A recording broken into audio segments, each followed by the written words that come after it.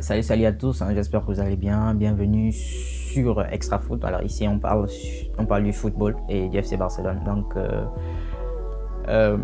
n'hésitez pas à vous abonner, activer la cloche de notification pour ne rater aucune de nos prochaines vidéos. Alors on commence.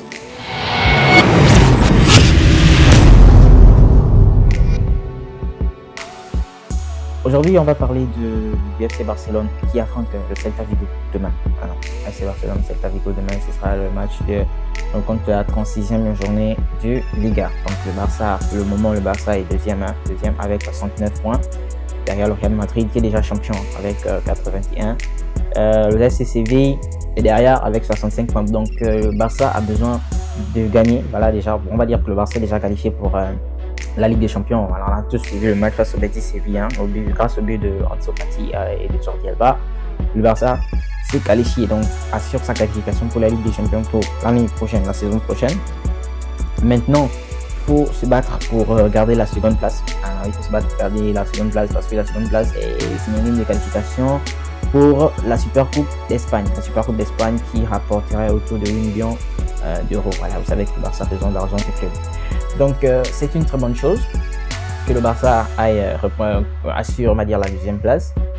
On va voir la liste des joueurs convoqués pour ce match. Voilà, c'est un match difficile. On sait tous que quand on affronte le Celta Vigo, c'est toujours compliqué. Donc il faut vraiment que les joueurs se remobilisent. C'est vrai qu'il n'y a plus rien à gagner cette fin de saison. Il faut trouver une motivation. Je sais pas, mais il faut trouver quelque chose qui va leur permettre d'être au top et de concourir pour pouvoir remporter la victoire en fait. Donc voilà, quand le Barça devra faire sans Dest, Piqué, Busquets. Donc Busquets quand même, les gens l'ont beaucoup critiqué, mais Busquets c'est un élément essentiel dans le système de Xavi. Voilà, comme lui-même il dit, Busquets est fondamental. Donc qu'est-ce qu'on va dire? On va devoir faire sans lui. On a aussi Nico qui s'est blessé, je crois 2 semaines. Il y a Pedri, lui, sa saison elle est finie. Donc en renfort, Xavi a décidé d'appeler Jandro Ronella. C'est un joueur de l'équipe B. Bon, pour ceux qui suivent l'équipe B, je pense qu'ils le connaissent. Il y a aussi Alvaro Sanz. Alvaro Sanz, je crois qu'il avait déjà joué avec l'équipe A. Alors, il a joué avec l'équipe A en Coupe du Roi. Il a aussi joué avec l'équipe A en Liga, je me rappelle plus, je crois, face à Granada. Au match aller, un truc du genre, il avait joué.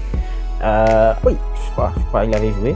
Et donc, dans la mission victoire pour ce match-là, et le Barça, bon, moi je vois plutôt le 11 qui suit.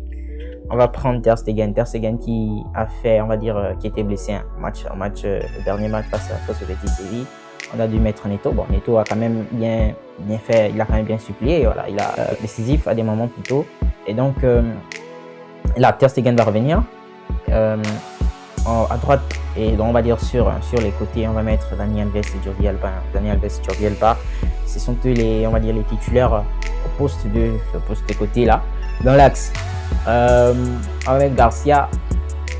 On va mettre Araújo Garcia. Bon, Araújo Garcia, normalement, bon, moi je n'aime pas trop son style, en tant que moi j'aime bien les défenseurs costauds qui relancent bien, qui sont plutôt dans l'intelligence du jeu. Bon, lui il a un style un peu différent, c'est plus un mec qui est dans l'anticipation, qui est dans la relance. Donc voilà quoi. J'espère qu'ils vont continuer à faire de bons boulot ensemble. Au milieu de terrain, comme Busquets n'est pas là, on va certainement mettre De Jong en 6. Voilà, De Jong en 6, c'est lui qui va devoir jouer le rôle de Busquets demain. Au milieu de terrain, là, Riqui Puig, il aura sa chance. Parce qu'il y a ni Nico, ni Busquets, ni Pedri. Donc là, il n'y a plus personne pour le barrer. Il a sa chance. Il a la possibilité de prendre la maîtrise du milieu de terrain. Donc on va mettre Pedri. Qu'est-ce que je dis? On va mettre Riqui Puig et Gavi. Bon, Gavi, lui, on sait, c'est pas un créateur de jeu. Lui, c'est plus un guerrier au milieu de terrain. Voilà. Donc, lui, son travail, ce sera d'être sur tous les ballons et chercher à récupérer le ballon, de chercher à combattre pour pouvoir, agresser le porteur du ballon comme ce qu'il fait souvent au milieu de terrain. Et donc, Riqui Puig, lui, il devra faire autre chose, il devra se montrer, il devra prendre le jeu en main. Voilà, on va dire ça comme ça. Donc, vers ça, il y a toujours, ça a toujours été comme ça. Donc, un milieu de terrain qui s'occupe du sale boulot, l'autre milieu, on va dire un des 3 milieux de terrain va s'occuper du sale boulot, un va s'occuper de la création, l'autre va s'occuper du pressing. Donc, c'est un peu ce qui se passe lorsqu'on a Busquets, Pedri et De Jong, ou Busquets, Gavi et De Jong, en fait. C'est ce qui se passe. Donc, en attaque, pour l'attaque, moi, je pense, je prendrais plutôt Adama. Voilà, je prendrais Adama Traoré à la place de Dembélé. Pourquoi Adama Traoré à la place de Dembélé? Parce que je pense que Dembélé a beaucoup joué ces derniers temps. Il a besoin de se reposer aussi. Il faut faire tourner pour éviter déjà les blessures. Et Adama aussi pourrait apporter des centres, la percussion. Et dans l'axe, je mettrais Aubameyang.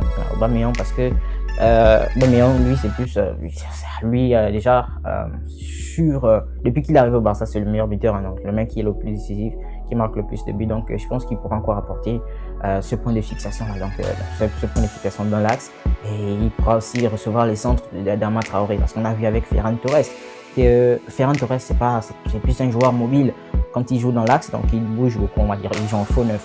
Alors que Aubameyang, c'est plus un point de fixation, un gars qui peut, à chaque fois qu'on centre, il va mettre la tête, il va mettre le pied. Donc voilà quoi, c'est Aubameyang. Je mettrais plutôt Aubameyang au lieu de Ferran Torres dans l'axe. Et sur le côté gauche, je mettrais Depay. Voilà, on a vu que Depay, le match face à Mallorca, il a fait une super prestation. Voilà, Xavi a décidé de le remettre titulaire, et par contre, il a mis, au lieu de Aubameyang, il a mis Ferran Torres. Voilà, Ferran Torres, pour ce match-là, je le mettrai normalement banc de touche. Il doit d'abord se reposer aussi parce qu'il a énormément joué.